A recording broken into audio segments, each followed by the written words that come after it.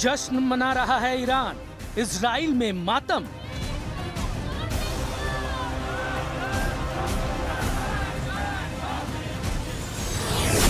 Trump का वादा Netanyahu तोड़ेंगे।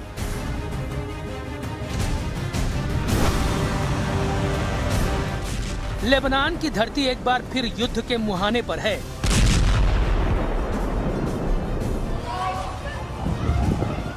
सीज फायर के बाद भी इजराइल रुकने को तैयार नहीं, तो दूसरी तरफ हिजबुल्लाह भी बदले की आग में लगातार हमले कर रहा है।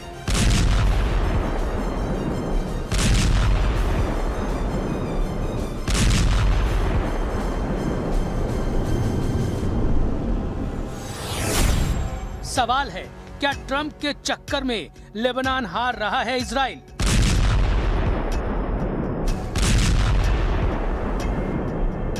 सीज फायर के बाद भी क्यों हमला कर रहा है इजराइल?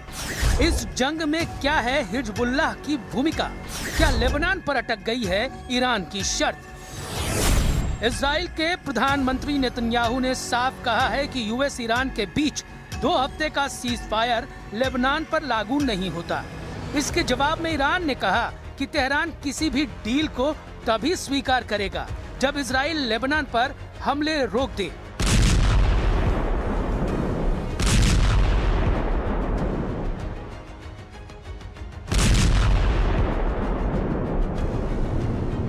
पाकिस्तान की मध्यस्थता में अमेरिका और ईरान के बीच 2 हफ्ते का सीज फायर हुआ।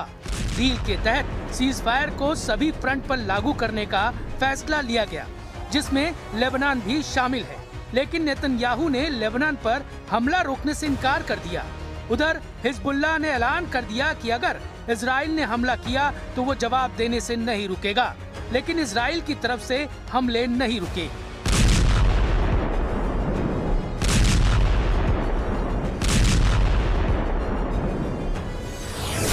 दक्षिणी लेबनान में इजराइल ने टायर और आसपास के इलाकों को टारगेट किया।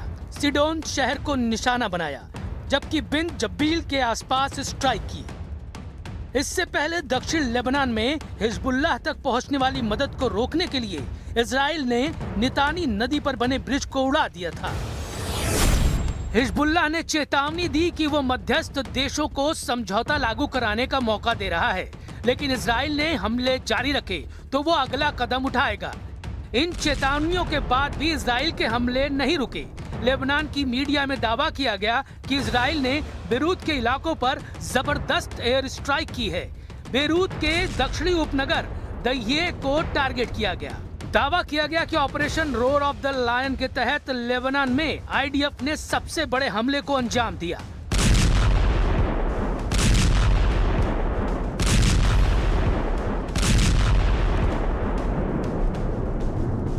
מהלומת פתע מאות מחבלי חיזבאללה במפקדות ברחבי לבנון. זוהי המכה המרוכזת הגדולה ביותר שסופג החיזבאללה מאז מבצע הביפרים. 10 मिनट में 100 कमांड सेंटर और हिजबुल्लाह के सैन्य ठिकानों को टारगेट किया गया। इसमें हिजबुल्लाह के इंटेलिजेंस हेडक्वार्टर और हमले की योजना बनाने वाले मुख्य ठिकाने भी शामिल हैं। दावा है कि हमले में हिजबुल्लाह की सबसे खतरनाक रदवान फोर्स और एयर यूनिट को टारगेट किया गया। ये वो यूनिट है जिसकी तरफ से इजराइल में मिसाइल और ड्रोन अटैक को अंजाम दिया गया। आईडीएफ के मुताबिक उनका एक्शन कई हफ्तों की प्लानिंग और सटीक इंटेलिजेंस पर आधारित था। यहाँ टेल अवीव है, यहाँ पे कोई सायरन नहीं हो रही है। नॉर्थ में जो है हो सकती है, लेकिन अभी कोई सायरन वहाँ पे नहीं बजी है, क्योंकि हिजबुल्लाह जब अटैक करता है तो अक्सर नॉर्थ इसराइल पे करता है, क्योंकि वहाँ पर जो भी है, खासतौर से किरियात शमोना का जो एरिया है वो बहुत ज्यादा प्रभावित हुआ है। वहाँ पे लोग जो है डिस्प्लेस हुए हैं, वहाँ पे लोग घरों में नहीं है। 10,000 से ज्यादा लोग जो है नॉर्थ से शिफ्ट हो चुके हैं। और दूसरी तरफ से लेबनान में भी काफी तबाही हुई है। 1.3 मिलियन पीपल यानी 13 लाख लोग जो है वो अभी तक बताया जा रहा है कि वो डिस्प्लेस हुए हैं। तो वहाँ पे जिस तरीके का ऑपरेशन चलाया जा रहा है, खासतौर से इस्राएली फोर्सेस की तरफ से, ऐसा लगता है कि शायद वो बहुत जल्द बंद नहीं होगा। हिजबुल्लाह इजराइल की सबसे बड़ी टेंशन है। यही ग्रुप है जो इजराइल के गाजा पर हुए हमले के बाद सबसे पहले एक्टिव हुआ था। अब वो इस ग्रुप को खत्म करना चाहता है, हिजबुल्लाह की ताकत को पूरी तरह खत्म करना चाहता है। लेकिन सवाल है कि हिजबुल्लाह को इजराइल से लड़ने की ताकत कहां से मिलती है। हिजबुल्लाह लेबनान का एक ताकतवर शिया मुस्लिम राजनीतिक और लड़ाका ग्रुप है। इसे ईरान का फुल सपोर्ट है।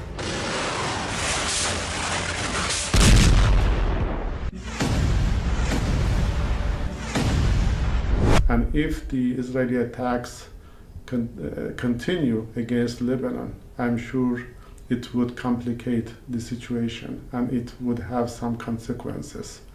And we hope that everybody would observe the ceasefire in all its terms and aspects. Israel का दावा है कि वो आत्मरक्षा की लड़ाई लड़ रहा है। इजराइल ने हिजबुल्लाह को ईरान का प्रॉक्सी बताते हुए अपनी सुरक्षा के लिए खतरा बता दिया है। 2024 के सीज फायर के बावजूद हिजबुल्लाह ने हथियार जमा किए और फिर खड़ा हो गया। हिजबुल्लाह ने मार्च में रॉकेट दागकर इजराइल को दोबारा जंग में घसीट लिया। इजराइल का इरादा हिजबुल्लाह को पूरी तरह से हथियार विहीन करना है और यही वजह है कि इजराइल हिजबुल्लाह के rocket stock, command centre, financial network पर टूटा पड़ा है। इजराइल दक्षिणी लेबनान में सिक्योरिटी बफर जोन बनाना चाहता है ताकि 8 अक्टूबर 2023 जैसी स्थिति पैदा ना हो।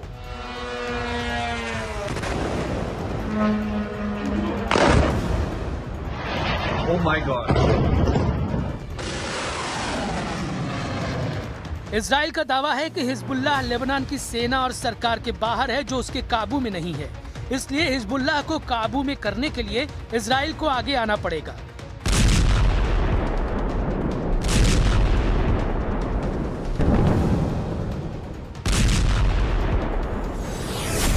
इजराइल ने अब तक हिजबुल्लाह के 3500 से ज्यादा टारगेट्स पर हमले किए हैं, जबकि 1000 से ज्यादा हिजबुल्लाह लड़ाकों को मारने का दावा किया है। इजराइल ने दक्षिणी लेबनान में कब्जे की लड़ाई को जारी रखने का ऐलान किया है। उधर हिजबुल्लाह ने भी अपना स्टैंड एकदम क्लियर कर दिया है।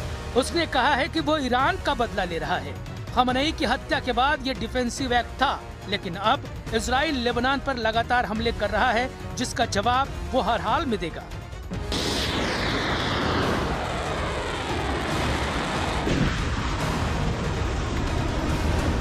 उधर सीज फायर के ऐलान के तुरंत बाद बहरीन के मनामा धमाके की आवाज सुनी गई। ईरानी ड्रोन अटैक की वजह से मनामा के पास सित्रा आइलैंड में आग लगी और धुआं उठने लगा।